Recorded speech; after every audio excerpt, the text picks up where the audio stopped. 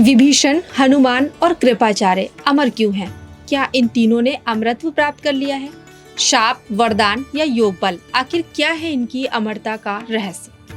भारतीय शास्त्रों में कई ऋषि मुनि, योद्धा और देवता हैं, लेकिन कुछ विशेष पात्र ऐसे हैं जिन्हें चिरंजीवी कहा गया है, अर्थात जो काल से परे हैं, जो आज भी जीवित हैं, जैसे हनुमान, विभीषण और कृपाचार्य। ये तीनों ऐसे पात्र हैं जिन्हें अमरत्व प्राप्त है, पर सवाल उठता है क्यों और कैसे? हनुमान जी भक्ति और बल के प्रतीक, क्या कारण है उनकी अमरता का? रामायण में भगवान राम ने हनुमान को वरदान दिया, कहा तुम मेरे रहते हुए भी सदा जीवित रहोगे। जब तक धरती पर राम कथा का गान होता रहेगा तब तक तुम जीवित रहोगे।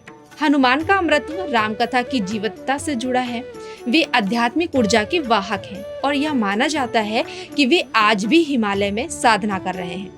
कुछ लोग मानते हैं कि हनुमान एक योग सिद्ध महापुरुष हैं जो अपनी प्राण ऊर्जा को नियंत्रित कर आज भी जीवित हैं। विभीषण की बात करें तो विभीषण धर्म के लिए खड़ा रावण कुल का पुरुष। क्या कारण है विभीषण के अमर होने का?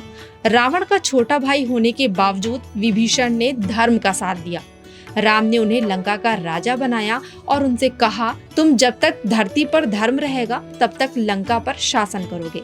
यह एक प्रकार का राजकीय अमरत्व है। कुछ ग्रंथों के अनुसार विभीषण अब भी लंका में हैं और राक्षसों के धार्मिक उत्थान के लिए काम कर रहे हैं।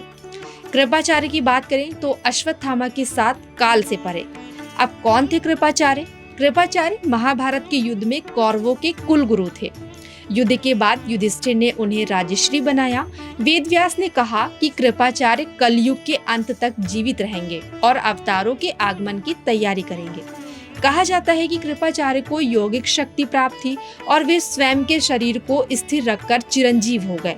इन तीनों पात्रों की अमरता भिन्न कारणों से जुड़ी है।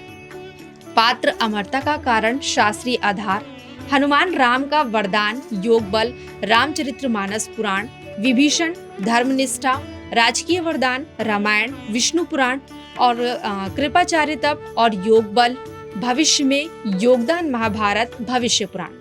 एक और गूढ़ प्रश्न, क्या ये तीनों आज भी किसी रूप में धरती पर सक्रिय हैं? कई संतों और साधकों ने हनुमान के दर्शन की अनुभूति की है।